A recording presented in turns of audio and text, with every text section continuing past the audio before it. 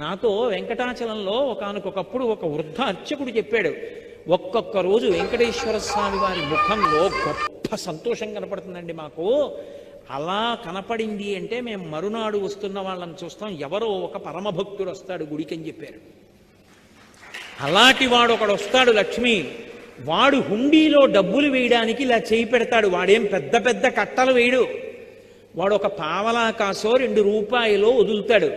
వాడు వేస్తున్న డబ్బు కోసమని నేను హుండీలో ఇలా చెయ్యి పెడతాను. అది మిగిలిన డబ్బులో పడదు, నా చేతిలో పడుతుంది. అది తీసి ధనదుకు వడ్డీకి ఇచ్చి కుబేరుడి వడ్డీ దాంతో కడతాను, కొంత నేను డబ్బు ఉంచుకుంటాను. నీకు చమత్కారం చెప్పనా, ఇంతమందికి ఇచ్చేవాడిని పరమభక్తుల డబ్బులతో జీవనం గడుపుతుంది. వింతలేల చెయ్యుచుండెదను కొండ మీద. ఆశ్చర్యకరమైన పనులు ఇలాంటివి చేస్తూ ఉంటాను. కలియుగంలో